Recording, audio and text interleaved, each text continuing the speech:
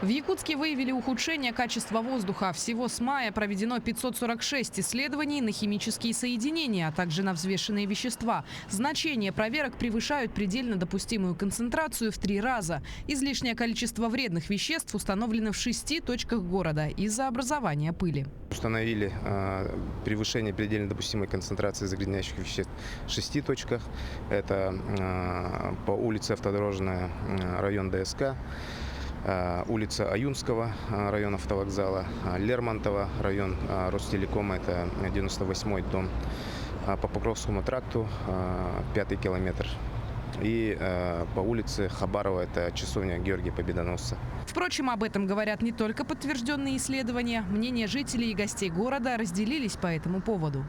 Хотелось бы, чтобы часто поливали дороги, очень редко поливают. Машин много. Пыли очень много. Невозможно открыть форточку. И вот недавно сильный ветер был, у меня было открытое окно в комнате, у меня все в песке было.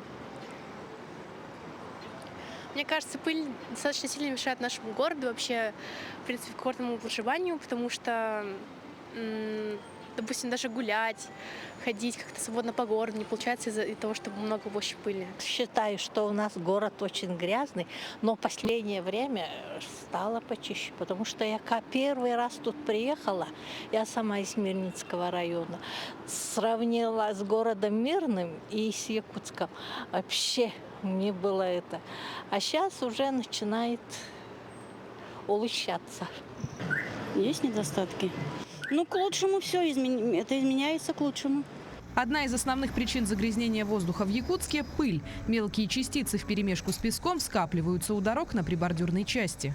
На улице Ларионова, расположенной в 203-м микрорайоне Якутска, проводится уборка прибордюрных территорий. Здесь скапливается песок, который тянется от городского пляжа. Если не начать уборочные работы здесь, то песок растянется по всему городу. И, как следствие, пылью будут дышать жители и гости столицы республики. Якутдорстрой работает не только со специалистами, но также привлекает и студентов на летний период уборки. Прибордюрная часть, тротуары чистим лопатой и щетками. Загружаем в бобкэт и в КАМАЗ. Конечно, помимо уборки пыли проводится и ежедневная поливочная работа. Специалисты трудятся в дневное и ночное время. Полив дорог именно, не то что саженцев, а именно полив дорог грунтовых, которые пыльные, это такие как Космонавтов, Пионерская, 50 лет Советской армии, Залог, там, вот, Крупская, не Крупская.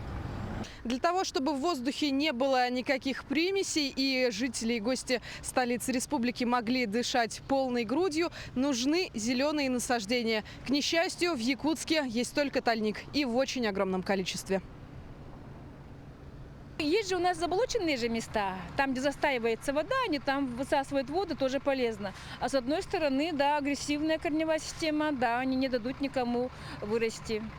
Если раньше выделяли 4 основные причины сокращения продолжительности жизни – алкоголь, табак, малоподвижный образ жизни и неправильное питание, то не так давно этот список пополнился еще одним параметром.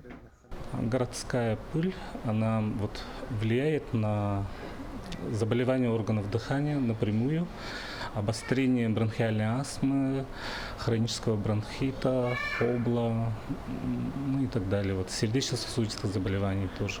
Есть родители, которые начали отмечать это. Говорят, что в городе загазовано, пыли много там, да. Из-за этого их дети начинают чаще болеть.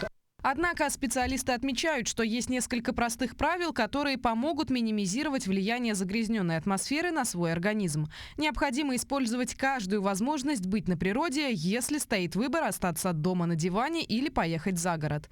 Также следует заниматься общей физической подготовкой и укреплением организма, правильно питаться, употребляя достаточное количество свежих овощей и фруктов, и соблюдать режим сна и отдыха без перегрузок. Надежда Саханская, Лилия Уваровская, Илья Сыромятников, Иван Сорокаумов, Якутск.